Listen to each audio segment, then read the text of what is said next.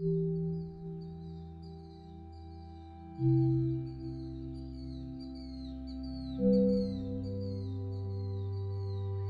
ladies and gentlemen and welcome to Score Science. My name is Luke and this is the Everton Stadium update for the 13th of April 2025. Now, going over the site today, so we've got a few things to talk about. So one being the Everton way, another one being inside the actual stadium itself, that being the pitch, because a couple of things I've noticed around the pitch as well today. And we can have a quick chat about the hydraulic tower and about the Holy Trinity as well, which is going to be over the road. But also I'd like to give a big thank you to my Cup of Coffee members, those being Peter Roberto and David Hughes. If you want to be like those guys and get yourself on the screen here on my videos and get a shout out and everything like that, why not become a part of the Cup of Coffee tier member on the channel? This is less than £1 a month and all the money that goes into this will go straight back into the channel. That'd be improving hardware, software, all the other lovely stuff like that, so you guys get a better viewing experience as a result. But yeah, onwards with the video. So going over the stadium today, as I said, there is actually some stuff going on around the outsides of the stadium, so the likes of the Holy Trinity. So I will go into more detail about it when we actually get to the areas, but the very rough gist of it is it's going to be a massive marquee that's going to be featuring all sorts of little bits and everything for Evertonians on match days. It's going to be a really nice experience and everything like that, and they are in the process of sorting that out. So right now they're basically just emptying the car park out, and there is actually a note outside of the area talking about the planning permission and what's going to be happening. But yeah, so going over the Everton way, and oh my word, look at that. It is lovely to see our name written right across that south stand, and I can tell you this now, I'm not too sure. So if anyone actually goes over Google Earth, I'm wondering if that'll actually stick out on Google Earth. I hope it does, I really do. I'm hoping that satellite, as it's going overhead, it goes overhead in probably say about a month or so when it's all completed. Because right now, it's the middle of the month. They said around the end of April they should be done. But from the looks of things, actually doing an expansion as well. Also, it's just pointed out to me now. Well, it's just come to my attention now. If you look at the very bottom of the Everton way, I've just noticed the little blue Prince Rupert Towers dotted along the bottom there. I've never noticed them before. I'm not sure whether they've actually been there when I've been looking around or anything like that. But they have just stood out to me today. I did actually look at Mr. Drone UK's video, so Nick, and in his video they were there as well. Now bear in mind this was after the fact that I've recorded all this. I was having a look at his stuff just to see if there's anything I might have missed. But I saw them on there, I've noticed them here. I was like, oh my word, where have they come from? Have they been there all this time? I don't think they have actually. But regardless, they're cracking them. They're a nice little feature.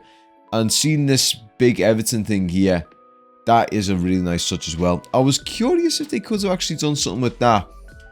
You know, like how we've got these sort of blue glass effects. I'm not sure whether I would have been overkill with that, but I do think that inside the actual Everton lettering there might have been a nice little touch as well. Because apparently when the light hits that, or when it's a wet day and there's a bit of a shimmer, it's a very, very surreal experience sort of looking at it. It's actually almost like a trick of the eye.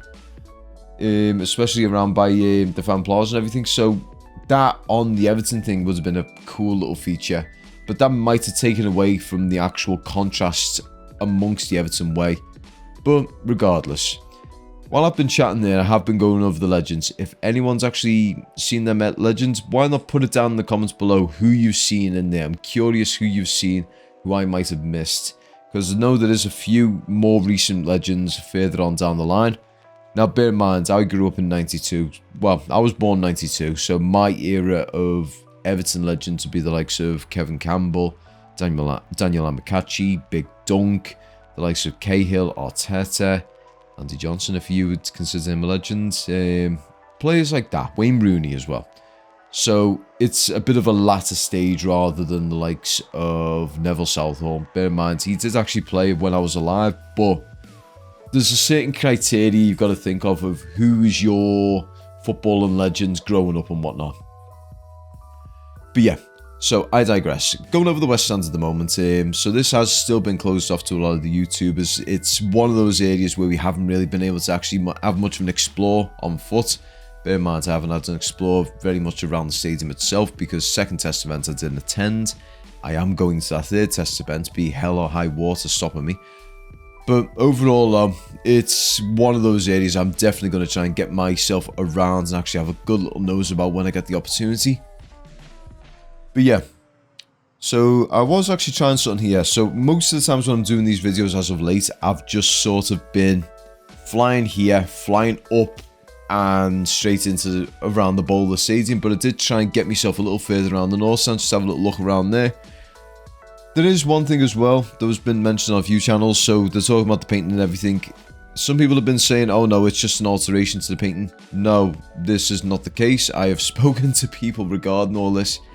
It was a screw up by the painting company as well as a screw up in regards to preparation. So they've had to bring this all back and redo it. If anyone has said, oh no, it's just a slight alteration, I'm sorry, but they're misinformed. In all honesty, they are misinformed. This is something I've been told from very, very reliable sources. And if they were to be telling me the wrong thing, it would mess with their reputation. But yeah, so as we go into the ball right now, one thing of note right now, you can actually see there's two big holes right by the other side of the pitches. I'm not sure whether they're doing something to the irrigation or whether this might be some sort of technology. I've heard irrigation, I've heard technology.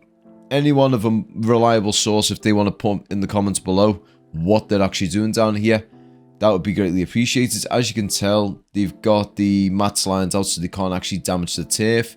Bear in mind, after the third test event, this turf is going to get ripped up. As you can see, it is aging really badly. It's not been...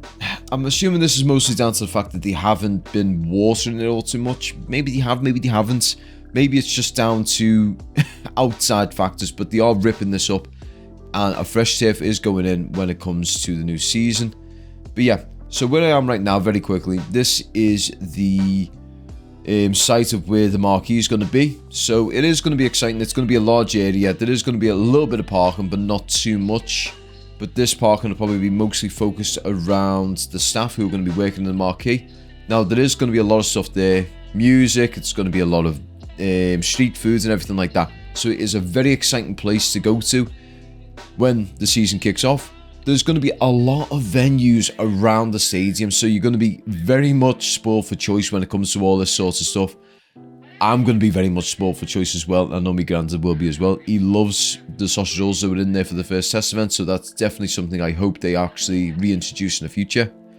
But in any case, guys, I'd like to thank you all very much for watching. I greatly appreciate all your continued support. Again, if you want to be a part of the Cup of Coffee tier, that would be massively appreciated. I can't iterate enough how important it is that we do actually try and get some more funding towards the channel, just so we can improve things in the course of the future.